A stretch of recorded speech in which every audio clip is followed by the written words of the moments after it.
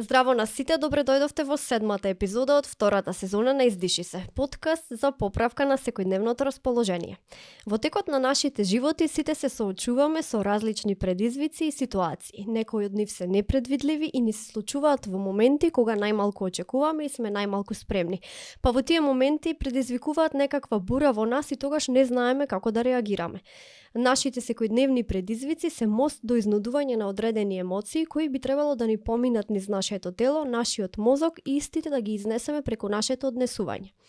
Во такви моменти се обидуваме да се поврземе на некој начин со нив за полесно да можеме да се соочиме со нашата околина, иако сите ние сме различни и различно реагираме на одредени ситуации. А во тој микс од различни чувства, предизвикани од животниот пат, се соочуваме со нешто што се нарекува емоција. Емоциите се важен дел од човековото постоење и неговата природа, па многу е важно да научиме како да реагираме, како да управуваме со нив. Пред да го најавам мојот денешен гостин, би сакала да ве потсетам дека може да го користите кодот за попуст при закажување на разговор со било кој психолог достапен на платформата Разговор МК.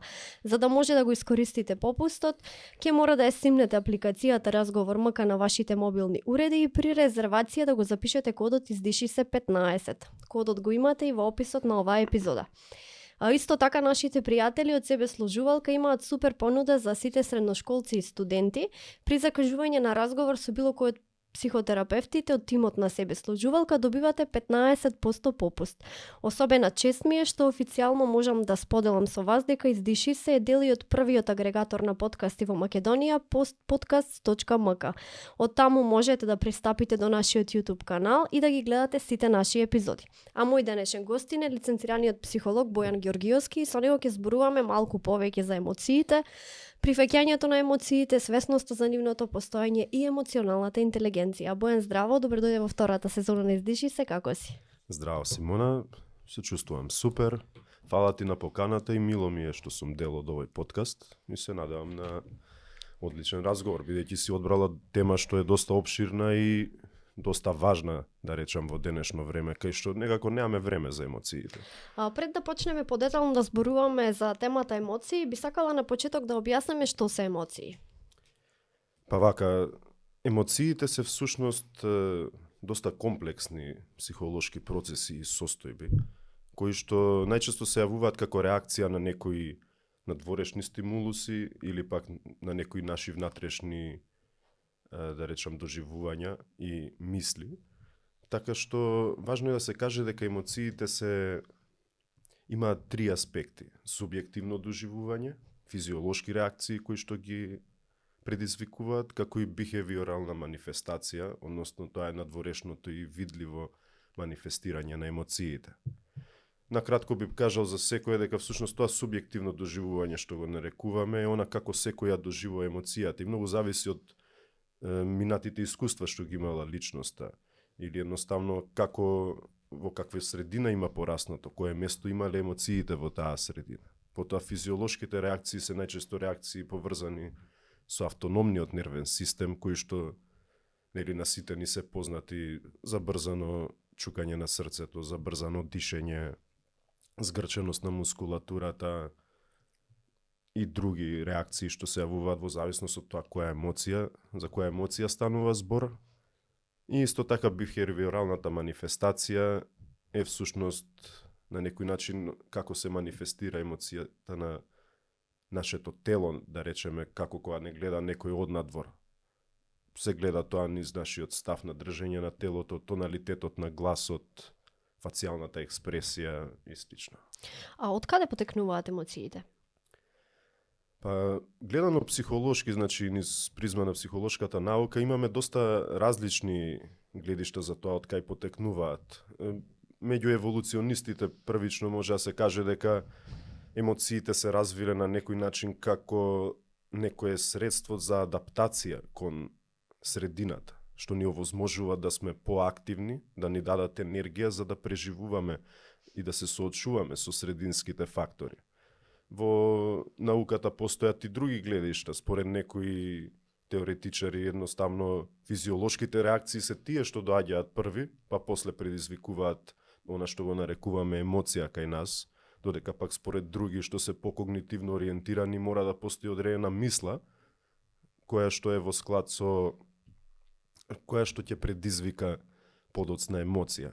Но сепак би рекол, без разлика кое е гледиштето од кое што тргаме кон емоциите, на некој начин важно е дека тие се тука, без разлика од каде и да дошле, и дека треба да најдеме начин да ги направиме да бидат наш пријател, а не некоја пречка во животот, што не кочи. Какви видови на емоции има? Дали кај човекот има емоции кои се активираат со самото раѓање или кои што се активираат можеби малку подоцна?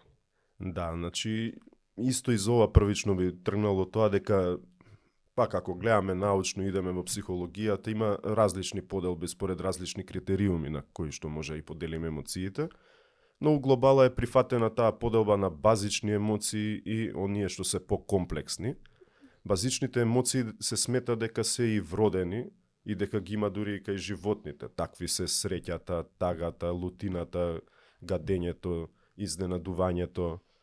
И овие емоции се смета дека еволутивно се појавиле и се на некој начин реакцијата што ја имаме кон нив е универзална и е присутна кај сите луѓе, додека покомплексните емоции како што се љубов, завист, љубомора, што има друго, чувство на вина, гордост, некои такви да речам софистицирани емоции, се веќе нешто што се јавува со текот на живењето, низ многу социјални интеракции, низ стекнување искуство во интерперсоналните односи, така што за овие емоции на некој начин треба и одредено когнитивно ниво, кое што е достигнато со растот и развојот на единката, за да можат да се почувствуваат. Каква важност имаат емоциите во животот на еден човек?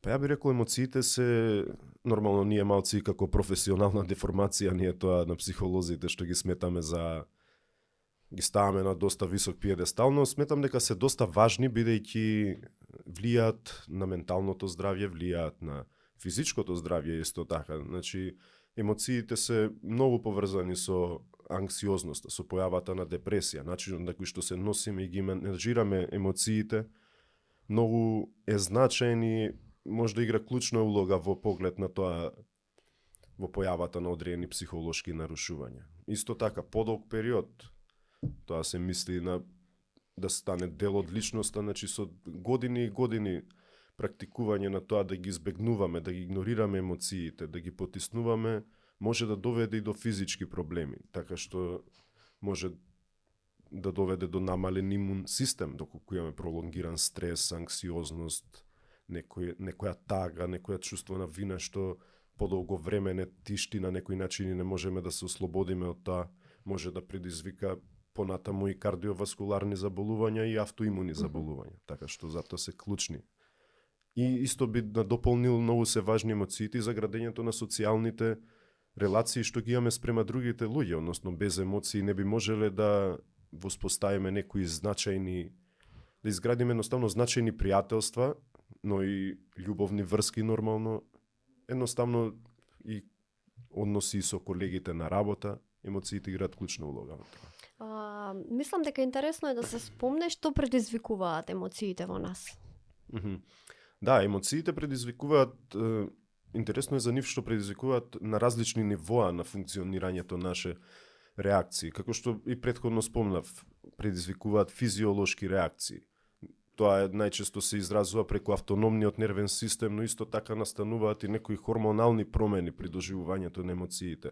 Всушност, сите тие промени на телото во тој момент се во поддршка на организмот да може да се справи со таа емоција. И еден циклус што самиот по себе е саморегулација на организмот. Исто така емоциите влијаат и на нашите мисли, на нашите когниции. Многу влијаат и на што ќе ни остане во меморијата по, да речам, повпечатливо и затоа некојаш некоја емоција може да ни поттикне да се сетиме на одредени ситуации од минатот и одредени мемории. И исто така емоциите предизвикуваат кај нас и не поттикнуваат на активност. Тоа е она бихевиорална манифестација каде што не е само ставот на телото, нели, или фацијалните експресии што се видливи, туку можат да поттикнат и да превземеме одредени чекори во одредена насока. Покрај тоа што емоциите предизвикуваат нешто во нас, па така ние реагираме на одредени нешта кои што ни се случуваат во нашето секојдневие, па дали можеш да ни кажеш колку емоциите влијаат врз нашите секојдневни активности? Па да, ја би рекол дека емоциите, без разлика дали сме свесни за тоа или не, се проткаени низ нашите секојдневни активности, особено влијаат на нашиот процес на донесување одлуки. Бидејќи честопати таа рационална анализа кога треба нешто да одлучиме и да одбереме, има лимит до кај може да оди. Но секогаш не ни се јасни сите варијабли во одредено поле што е доста комплексно и се менува. И некогаш емоцијата е таа што ќе не насочи кон одреден аспект од некоја покомплексна ситуација, ќе ни го насочи вниманието и на некој начин доста влијае во процесот на донесување одлуки. Сега тука би сакал да спомнам дека нормално не е целта да ние да донесуваме одлуки базирани според директно онака што ми дојде како емоција и сега јас одма според тоа да донесам одлука за некоја битна ствар. Туку многу е важно да сме свесни за емоциите, за да видиме кон што не насочуваат и едноставно тие мислам дека може да бидат дури и придонес. Не е дека мора скроз да ги исклучиме и да бидеме ладнокрвни и рационални, туку може да ни бидат и на некој начин алатка која што може да ни даде некоја додатна информација за да го направиме најдобриот избор во одредена ситуација. Дали секој човек има различна перцепција за одредени емоции? Дали различно реагира на нив? Тоа е многу интересно да се спомне, затоа што имам забележано одредени луѓе реагираат нели различно на одредени Да, истата емоции. емоција, двајца ја доживуваат различно. Различно, да. Да, во психологијата вака и се прави одредена дистинкција меѓу емоции и чувства. Така што би се рекло дека чувствата се оние реакции што ги имаме и што се посубјективни и што се јавуваат како реакција на самите емоции. Сега тие чувства што се доста субјективни се она што се разликува кај луѓето, па затоа може различни луѓе да перцепираат една иста емоција на различен начин. Така што примереве да земеме базичната емоција на изненадување. Кај некој тоа може да го доживее во една ситуација како воодушевеност од нешто, позитивно ќе го изненади, друг може да го доживее како скроз шокантна ситуација. Или тагата, например, за еден може да биде одредено чувство на меланхолија, а за друг па може да биде многу по очајна состојба на повлекување во себе си. Така што нормално оваа дистинкција на емоции и чувства е повеќе поврзана со академската страна и со научната страна на целава оваа дискусија. У секојдневниот говор нели наизменично ги користиме емоциите и чувствата, па ја би се задржал на тоа и тука и во оваа емисија за да имаме поприроден тек на разговорот, но сепак сакав да го нагласам тоа дека токму тука доаѓа до израз оној момент дека емоциите, особено тие базичните, се како универзални, но овие реакции што може да ги имаме врз основа на тие емоции како ќе ги доживееме зависат од нашата културна позадина, од минатото искуство што сме го имале со емоции, од социјалните норми и очекувања. Па според некои имаме разлики помеѓу мажите и жените како реагираат на емоциите. Да, тоа ми беше баш и наредно прашање, дали различно реагираат мажите и жените на одредени емоции? Да, дефинитивно постојат одредени разлики, се смета дека нормално ова не треба да се земе здраво за готово дека е така. Има одредени разлики и биолошки и психолошки, но сепак најголема улога што доведува до тоа да има разлики помеѓу мажите и жените се социјалните стандарди, социјалните норми, она што не учат што значи традиционалното да бидеш маж, што значи да бидеш жена. Жените некако во денешното општество е поприфатливо за нив да ги изразуваат емоциите и затоа е онаа практика дека они почесто, иако ова може звучи ко клише, муабет е само генерализација и не треба да се земе гао скроз 100% така во сите случаи, но жените начелно повеќе дискутираат за емоциите во нивните пријателски кругови, повеќе можат се чувствуваат дека е нормализирано да можат они да се отворат, да се исплачат, да ги споделат некои емоции. За разлика пак кај мажите приметено дека они многу полесно ја изразуваат лутината и агресијата. Го има оној момент на компетитивност и некако во нашето општество тоа е како да е поприфатливо дека мажите која ќе ја изразат таа агресија, што е дефинитивно се само некои стереотипи, предрасуди што си имаат далекосежни последици, али тоа е некоја тема за друга емисија, така да. Покрај тоа што ние нели ги изразуваме нашите емоции, се однесуваме во согласност со нив, често пати се случува да ги потиснеме нашите емоции, да не ги изразуваме, а се ги чуваме за себе, па дали игнорирањето или потиснувањето на таквите емоции може да биде причина за некакво психолошко нарушување? Да, тука важно е да се спомне дека да се потиснат емоциите, што тоа значи. Доколку свесно јас одлучам во одредена ситуација, ми се појави сега пример некоја емоција мене со нешто друго од денот и јас одлучам дека ќе ја одложам за после, бидејќи сега имам друга задача во овој момент, дур снимаме. Тоа е една работа, а доколку јас ја потиснувам емоцијата и постојано ја тргам од свеста, така што после извесно време више не знам ни дека е присутна таа емоција, онака тотално се десензитизирам од неа, тоа е сосема друга работа. Затоа е многу важно да се разграничат тие работи. Потиснувањето на емоциите, овој негативен аспект, вториот што го спомнав, каде што постојано ги избегнуваме како нешто страшно и нешто опасно за нас, на долги стази може да доведе до едно чувство каде што имаме многу нерасчистени емоционални реакции во нас, каде што се крие некоја приказна во тоа за нашиот живот и може да направи чувство на анксиозност, токму таа незаокруженост, како да оставаме многу работи отворени без никаква разрешница. Или пак ако имаме одредена лутина, фрустрација и слични чувства, кои што постојано не ги изразуваме, ги тргаме едноставно, ги прогласуваме дека овие чувства се недозволиви во социјалниот контекст и потоа и самите градиме таков став спрема нив, исто тоа може на долга стаза да предизвика депресивна симптоматологија и достапаѓање на енергијата кај личноста, бидејќи за ти да ги тргаш на страна такви емоционални набои, тоа бара многу енергија. И затоа некојаш и се намалува функционалноста, бидејќи енергијата се троши комплетно на тоа да ги држиме под контрола тие некои нешта, наместо да си дозволиме да ги почувствуваме. Споменавме за општествените влијанија и така наречени правила кои што нели се наметнати од страна на општеството, па колку осудувањата, мислењата, дејствијата од нашата околина може да ни влијаат врз нашите емоции? Дефинитивно би рекол дека влијаат, колку и да некој е резилиентен и колку и да има изградено онака силно свое јас, силна личност со стабилни граници, доколку постојано изложен на средина каде што изразувањето на емоциите не е пожелно, е критикувано, или особено, да речам, кај машката популација е тоа по-приметливо. Се смета дека емоциите дури се гледаат како нешто што не е корисно воопшто и што смета на нашата продуктивност во денешно време, бидејќи сите се денес на некој начин во некој hustle culture само да се постигнува нешто, емоцииве тука нема врска, тие ќе ги оставиме за после и тоа секојаш на крај избива некако со некои негативни влијанија. Па би рекол дека да, многу е важна средината, особено тие што ги сметаме за важни други во нашиот живот. Нели на почетокот тоа се родителите, потоа врсниците.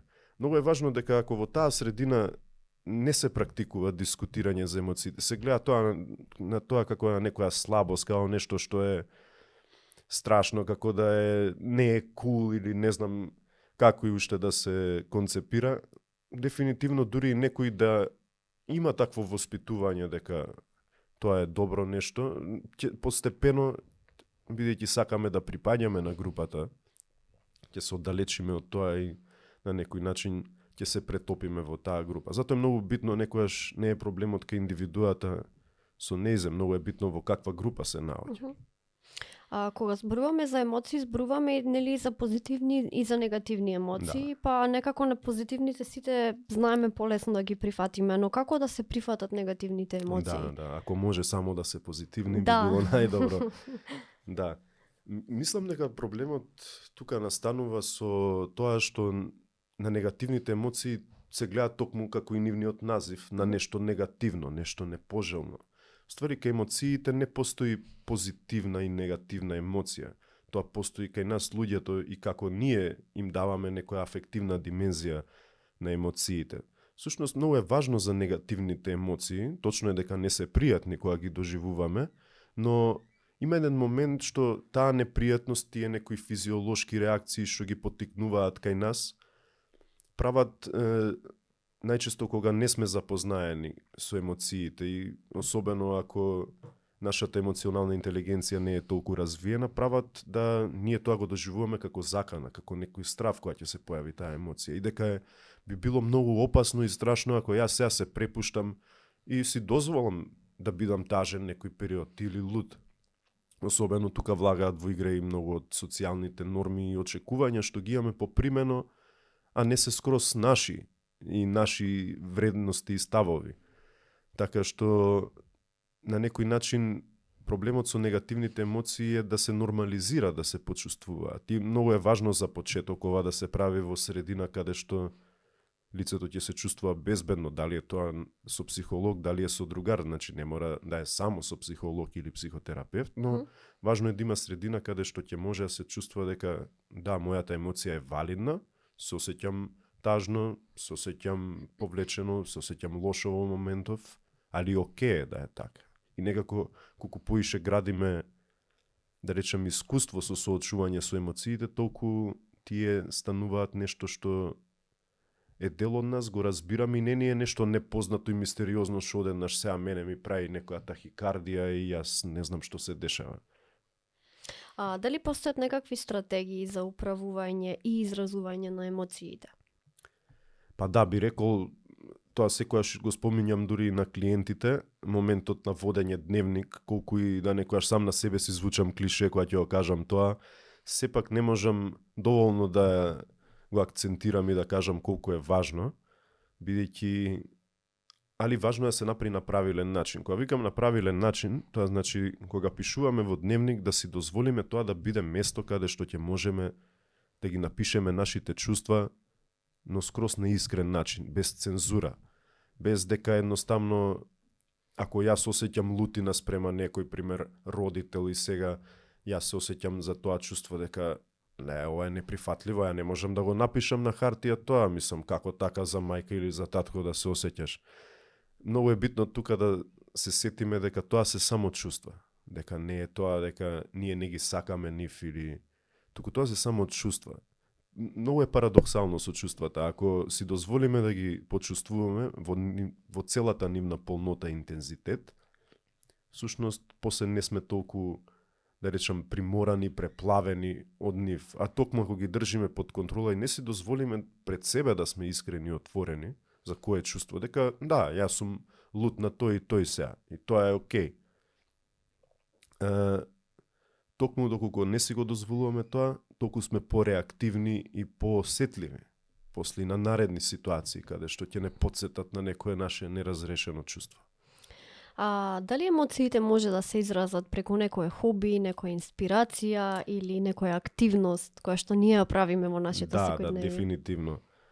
Баш на тоа и сакав да се надоврзам, дека всушност многу е важно да најдеме некогаш одредени емоции се толку интензивни што нема тука сега ја ќе седнам, ќе пишувам во тетрадчето. Значи во одредени ситуации многу помага физичката активност, тоа би го спомнал.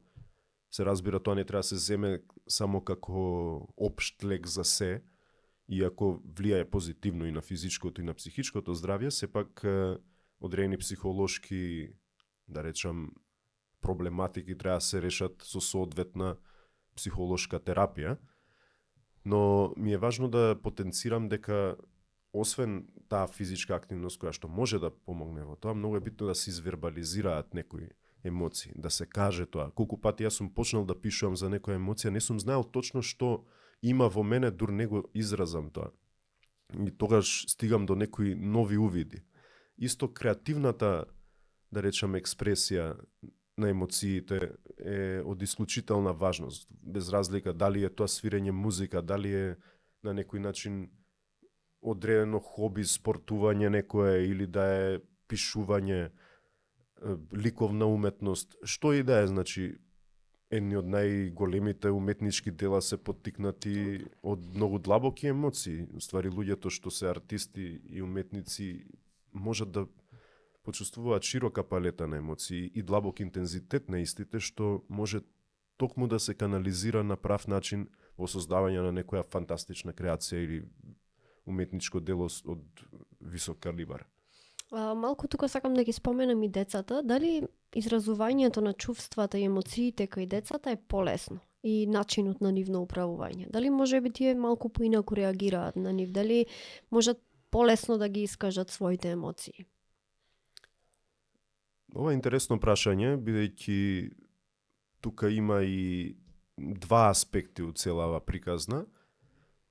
Децата првично вака, нормално зависи тоа и од воспитувањето под дома, но првично вака немаат толкави инхибиции колку што имаат возрастните. И можеби наведам тоа е позитивна страна што можат полесно да ги изразат некои емоции. И многу е важно и тоа да се нагласи дека децата уствари чувствуваат многу силно и не е дека не разбираат ништо. Затоа треба возрастните да бидат многу внимателни во тоа на каква содржина и какви ситуации во домот ги изложуваат и што прикажуваат пред нив, бидејќи децата се емоционални, така што, како што реков, они немаат толку инхибиции.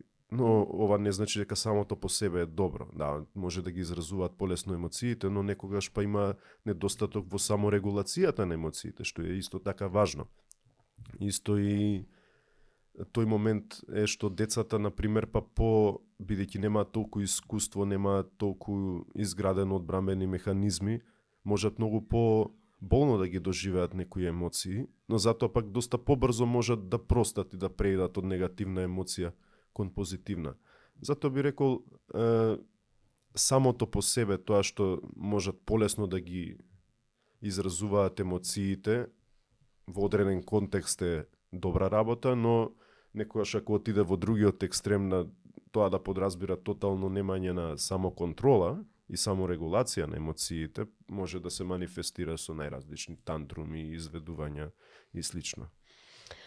Живееме во време на социјални мрежи и сите ние, речиси сите, сме зависни од нив. Би тргнало тука и од себе дека се надевам и на моите гледачи ќе се согласат со тоа дека не поминува ден без да провериме телефон.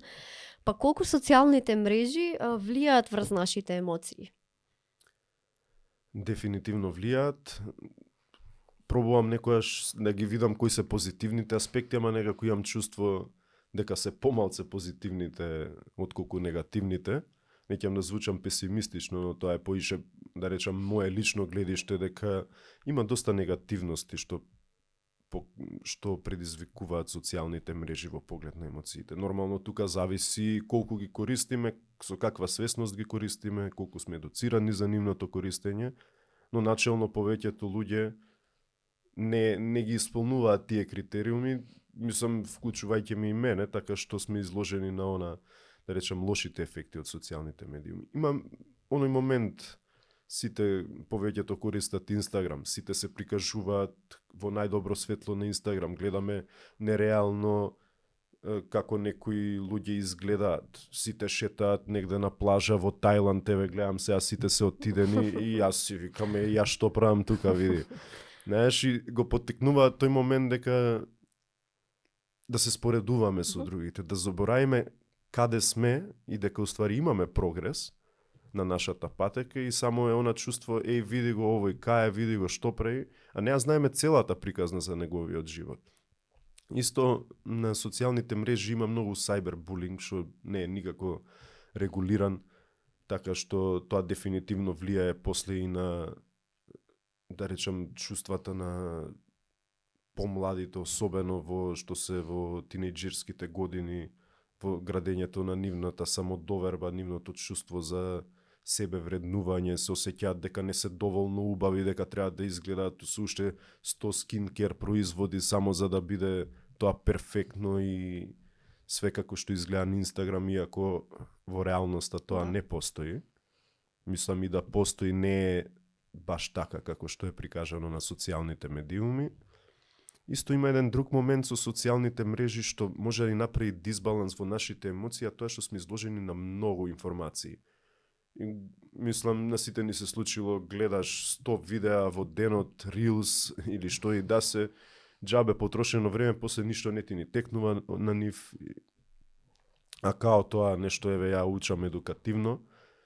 И самото тоа и кај помладите што е префрлен социјалниот контекст во виртуелниот свет е проблематично, бидејќи се јавува на чувство и сега ја ако не сум пуштен цело време, се јавува на анксиозност, што викаат fear of missing out, да не пропуштам нешто. Да. Така што тоа не само кај помладите, туку и кај сите нас, што сега да не објавиле нешто ново да не пропуштам. Значи денес живееме во време на информации каде што преголем број на информации тешко да се најдат вистинските. Да. И исто тука вие вмешали биологијата и невротрансмитерите. Знаеме многу добро и со многу истражување докажано дека социјалните мрежи ни прават дисбаланс во нашиот систем за наградување што го имаме во мозокот и за лачењето на допамин, што самото по себе некогаш не мора да има некој конкретен психолошки проблем, едноставно самото користење не учи на тоа дека све треба одма да биде достапно на еден клик, одма клик, лайк и тоа ни дава како допамин, буст и едноставно се губи оној момент, потоа секое попролонгирано дејство за да се направи нешто станува тешкотија, зашто јас сега треба да седнам и да имам обсег на внимание подолго од 2 минути, што станува научна фантастика у денешно време. Така што дефинитивно има и позитивна страна со социјалните мрежи, што во денешно време имаме толку многу ресурси за како да си помогнеме првично самите. Можеме ете и со разговор МК, тоа се одлични платформи, може да се полесно се дојде до психолог, многу е подостапно тоа. Самото тоа што кружи во општествениот дискурс прави да е доста по прифатлива тема, така што има и позитивни страни дефинитивно. Не сум ја антитехнологија, но се забележуваат доста и негативности, да речам, преовладуваат за жал. А кој е твојот пристап кон клиентите кои имаат проблем со изразување или со менаџирање на емоции? Па вака, пристапот мој највише првично би рекол е фокусиран на тоа да изградиме однос, каде што ќе биде тоа безбедна средина, каде што клиентот ќе може да ги изрази своите емоции. Пак особено и да не е човек што има потешкоти со изразување на емоциите. Сепак за да може некој да се отвори и да сподели некои интимни емоции, за тоа треба да се изгради однос на доверба. Но тоа не е доволно само јас да му кажам, знаеш, јас сум психолог, тука све е дозволено, све е валидно. Многу е битно да се изгради однос каде што ќе го почувствува клиентот тоа, без да морам јас да го нагласам експлицитно, да постои на некој начин таа конекција меѓу мене и него, каде што во таа средина ќе се чувствува безбедно, дека секое чувство е прифатено, дека ќе биде уважено, ќе биде валидирано и ќе видиме што понатаму со тоа. Така што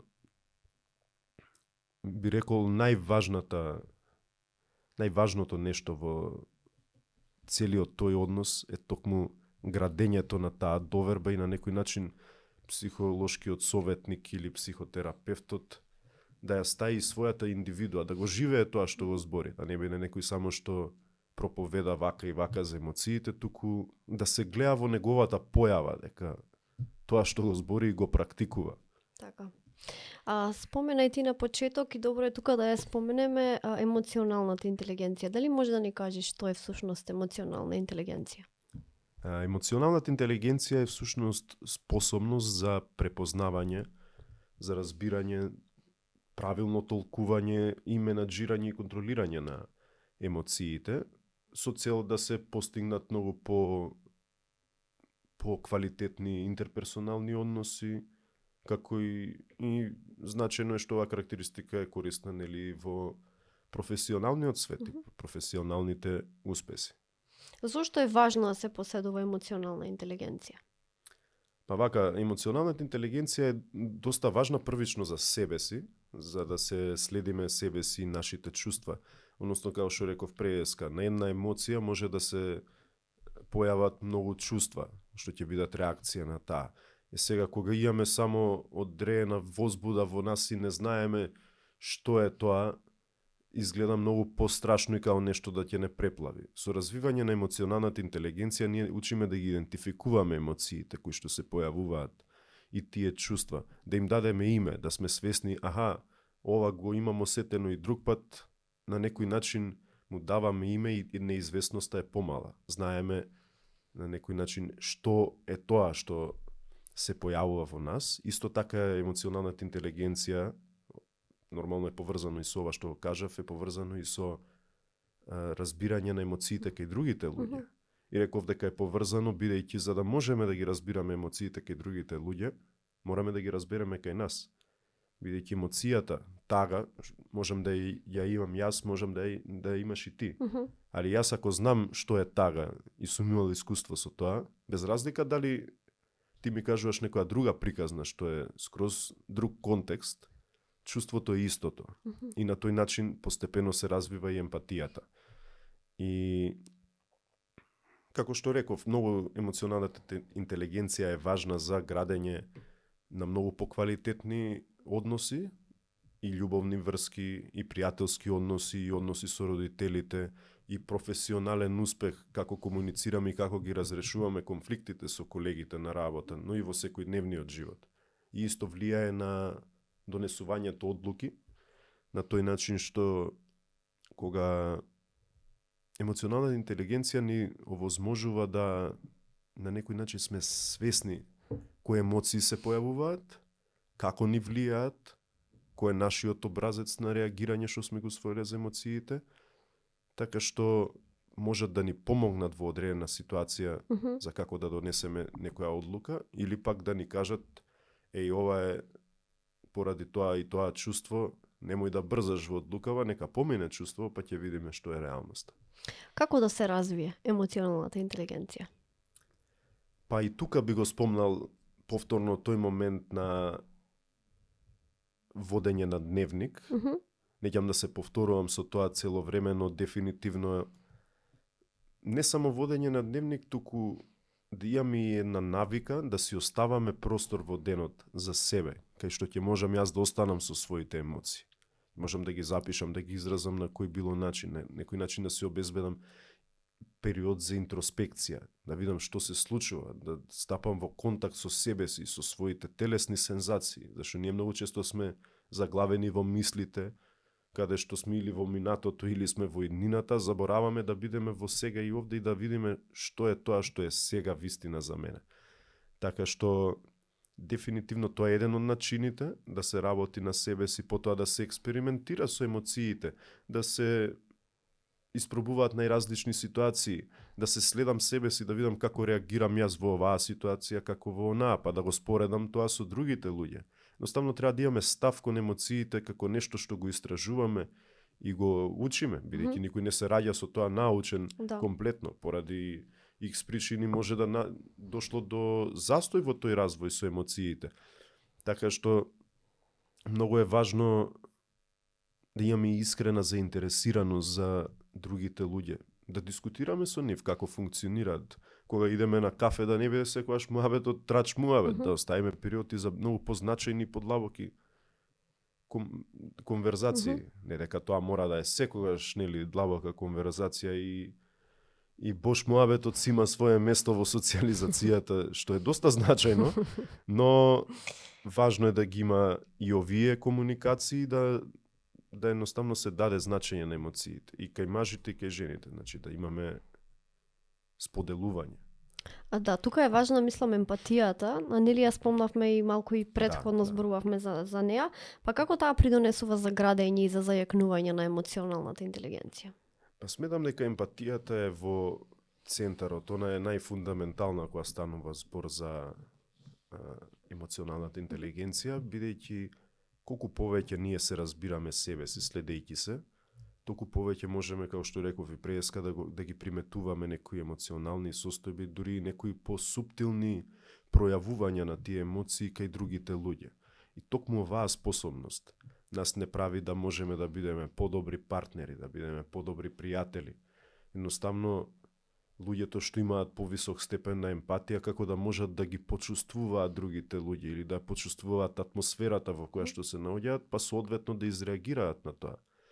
Самата емоционална интелигенција и емпатија меѓусебно се надополнуваат, доколку ја зголемиме едната, пример емпатијата, ја подобриме, автоматски се подобрува емоционалната интелигенција, што тоа потоа ја подобрува уште толку емпатијата, иако вака звучи како да е некој си вештачки, механицистички процес, но во пракса тоа значи дека едноставно работиме на тоа да бидеме поосетливи, но нормално со поставување на јасни граници, бидејќи некојаш преголемото емпатизирање со ситуации што се надвор од наша контрола може да направи да се осеќаме безпомошни и безнадежни.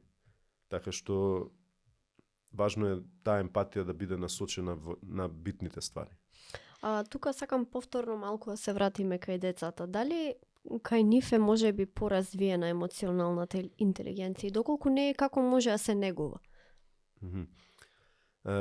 Дали е поразвиена емоционална интелигенција? Децата природно имаат капацитет да чувствуваат, но како што реков, за одредени покомплексни чувства треба одреден когнитивен развој. Со тој когнитивен развој, со тие социјални интеракции, они ги стекнуваат, така што од раѓање никоја нема развиено таа емоционална интелигенција. Но кога станува збор за децата, мислам дека најклучно е родителите да бидат тие што ќе развиваат оваа способност и што ќе манифестираат во односите, не само по дома, туку во секој контекст каде што се со нивните деца. Бидејќи децата учат многу според модел, го моделираат однесувањето на родителите, доколку растат во средина каде што родителите ќе се лица што ја практикуваат емоционалната интелигенција, каде што ќе биде дозволено и нема да има инхибиции околу тоа да се збори за која било емоција отворено, каде што родителите постепено ќе им помагаат на децата кој ќе разговараат со нив, па да ги насочат што е тоа што чувствуваш сега, па да го насочи што може да биде тоа, бидејќи децата немаат развиен вокабулар за сите емоции. Да. Ние имаме многу емоции. Тоа е широка палета онака од колку чувства може да постојат и што се индивидуални. Така што мислам дека клучната улога имаат родителите во оваа ситуација. Твои совети како полесно да се управува со емоциите и да се развива емоционалната интелигенција? Така, ја главно би препорачал првично ставот што го имаме спрема емоциите, да преиспитаме некои од нашите предрасуди или ставови што ги имаме за тоа дали емоциите се пожелни, дали се непожелни, дали се корисни. Едноставно да преиспитаме од каде доаѓаат и дали тоа стварно е така, да се поврземе и со своето тело и да видиме дали уствари е толку опасно доколку изразам некоја емоција. За да стекнеме поголема емоционална интелигенција, како и за многу други работи, треба да стекнеме искуство со одново и одново соочување со емоциите. На некој начин тие да бидат наш пријател, ние да градиме добар однос каде што ќе им обрнеме внимание, нема да ги оставаме само затоа што сега треба не се битни, битно е да се прават пари, како у денешно време трчи ваму, трчи таму, земи си 10 обврски на грб и после нема време за себе и за емоциите, така што би рекол да си оставиме време во денот, каде што ќе можеме да сме со емоциите. На почеток тоа, кога ќе го направиме, доста непријатно, доколку некој бил научен на скроз друг тип на живот. Но некогаш и не треба да е пријатно, бидејќи е корисно. Така што тука немаме некоја лесна формула за тоа. Едноставно е однос што се гради постепено и би рекол сите тие работи што ги спомнав. Спортување, изразување креативно на емоциите. Што повеќе да си дозволиме да ги чувствуваме некои емоции, бидејќи тоа не прави послаби и поосетливи и хиперсензитивни на се, туку баш напротив. Тоа не прави подсврсти, бидејќи доколку можам јас да си дозволам да плачам, да бидам ранлив во некоја ситуација, тоа значи дека можам да се снајдам со многу ситуации, бидејќи немам што да држам на страна и да треба да го тргам и да го држам под контрола, туку таа емоција ќе биде нешто што јас си дозволувам да се пројави во мене и на некој начин ќе ми биде поддршка за справување со секоја ситуација. И мислам дека самиот тој однос кон емоциите автоматски ја подобрува емоционалната интелигенција. Исто би препорачал и да се читаат книги најразлични, бидејќи некои од емоциите ги учиме токму преку тоа, од филмови, од книги. Така настанува и социализацијата и нашето градење на идентитет и на личност. Така што сите овие работи, доколку се направат во насока на разгледување и поголемо, да речем, анализирање на тие емоции и правење корелација со самите себе, може да доведе до тоа да тие, како што реков, станат наша поддршка, а не нешто што пречи и треба да го тргнеме на страна за да можеме едва и да функционираме. Бојан, ти благодарам на гостувањето. Фала ти на тебе. А вие, драги гледачи, не заборавајте дека покажувањето на емоциите и чувствата не прави големи луѓе, па затоа потребно е да ги отвориме нашите срца и да покажеме што навистина се случува таму. Секоја наша емоција е наша и треба сме горди на неа и треба да знаеме како да управуваме со истата. Би сакала да ве потсетам дека може да го користите кодот за попуст при закажување на разговор со било кој психолог достапен на платформата Разговор МК. За да може да го искористите кодот со 15% попуст, ќе мора да ја симнете апликацијата Разговор МК на вашите мобилни уреди и при резервација да го запишете кодот издиши се 15. Кодот ќе ви го оставам и во описот на оваа епизода. Исто така, нашите пријатели од Себе Сложувалка имаат супер понуда за сите средношколци и студенти. При закажување на разговор со било кој психотерапевт од тимот на Себе Сложувалка добивате 15% попуст. За крај би сакала да додадам само дека не сте сами и секогаш може да се потпрете на сигурно рамо, а тоа е на она на психолозите. Тие ќе ве насочат како да се изборите со сите ваши животни ситуации.